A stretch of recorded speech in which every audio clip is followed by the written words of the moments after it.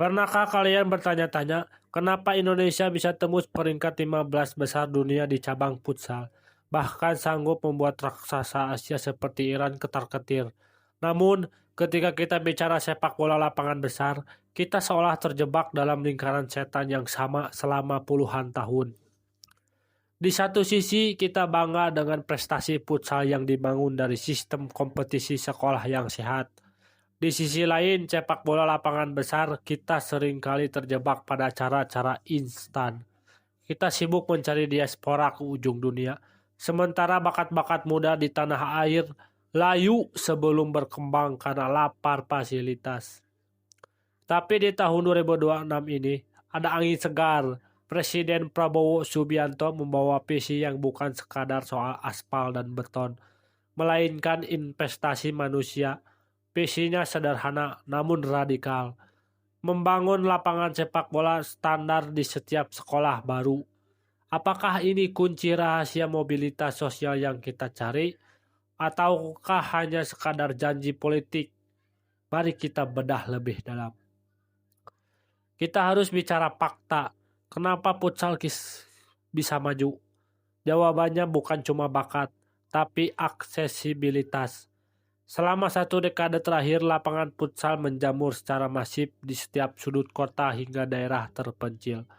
Ketika fasilitas tersedia, kompetisi antar sekolah otomatis lahir. Disinilah mentalitas diuji. Siswa-siswa kita tidak hanya belajar menendang bola. Mereka belajar menangani tekanan penonton, strategi pelatih, hingga jam terbang turnamen yang tinggi sejak dini. Hasilnya, gelar runner-up Asian Championship bukan cuma sebuah kebetulan. Ini adalah hasil dari ekosistem yang sudah matang. Dan yang paling penting, relatif bersih dari kepentingan politik praktis. Visi Prabowo adalah mereplikasi kesuksesan futsal ke lapangan besar. Selama ini bakat sepak bola kita terkubur karena biaya akademi yang mahal dan akses lapangan yang eksklusif. Dengan membangun lapangan di sekolah, negara sedang mengirim pesan kuat. Kekayaan orang tuamu tidak boleh menjadi penentu apakah kamu bisa menjadi bintang atau tidak. Namun jangan salah paham, ini bukan cuma soal mencetak 11 pemain di lapangan. Ini adalah soal mengubah paradigma pendidikan kita. Selama ini, sekolah sering dianggap sebagai pabrik nilai akademik yang kaku. Kita lupa bahwa critical thinking tidak hanya lahir dari bangku kelas, tapi juga dari gerak fisik dan strategi di lapangan hijau. Melalui kurikulum berbasis olahraga, lapangan sekolah menjadi laboratorium karakter seperti sportivitas, belajar bahwa kalau itu biasa, tapi menyerah itu tabu. Teamwork, memahami bahwa ego individu harus tunduk pada kepentingan kolektif. Resiliensi, bagaimana tetap fokus saat ditekan lawan dan keadaan. Ini adalah fondasi untuk membangun bangsa yang kuat secara fisik dan kompetitif secara mental. Kita tidak hanya sedang mencetak atlet, kita sedang mencetak pemimpin masa depan. Tapi mari kita injak bumi. Visi ini punya musuh besar yang sudah mengakar. Ada 3 tantangan nyata yang harus kita kawal.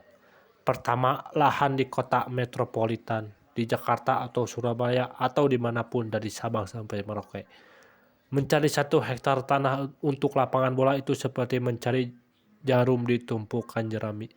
Solusinya harus kreatif, mungkin melalui share facilities. 1 kompleks lapangan yang digunakan bersama oleh beberapa sekolah di satu wilayah. Kedua, integritas pengelolaan. Membangun lapangan itu tidak mudah, tapi merawatnya butuh anggaran. Jangan sampai lapangan bagus, tapi gaji guru olahraga atau pelatihnya terabaikan. Ketiga, membersihkan benalu sepak bola. Ini yang paling krusial. Infrastruktur kelas dunia akan sia-sia jika sistem seleksi pemain di daerah masih dikuasai oleh titipan oknum atau mafia bola. Masyarakat harus menjadi pengawas, bukan sekadar penonton. Jangan biarkan bakat anak bangsa mati di tangan birokrasi yang korup. Bayangkan skenario ini, jika anak muda Indonesia tembus Liga Internasional, mereka bukan hanya membawa nama bangsa, mereka membawa pulang modal. Pesepak bola profesional yang sukses cenderung menjadi investor atau pengusaha setelah pensiun.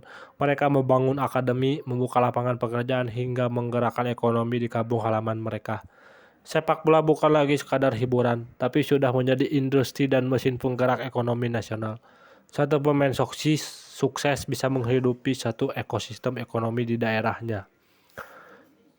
Visi satu sekolah satu lapangan bola adalah langkah untuk melahirkan prestasi by design, bukan sekadar mengandalkan keberuntungan atau bakat alam yang muncul secara kebetulan. Jika sekolah menjadi pusat persemaian atlet, maka lagu Indonesia Raya berkumandang di Piala Dunia bukan lagi sekadar mimpi di siang bolong. Bagaimana menurut kalian? Apakah infrastruktur di sekolah sudah cukup untuk membawa kita ke level dunia? Atau ada hal lain yang lebih mendesak untuk dibenahi? Tulis pendapat kritis kalian di kolom komentar. Jangan lupa like, subscribe, dan share video ini jika kalian ingin melihat sepak bola Indonesia bangkit dengan cara yang benar. Sampai jumpa di esai berikutnya. Kawal terus prestasi bangsa. Terima kasih.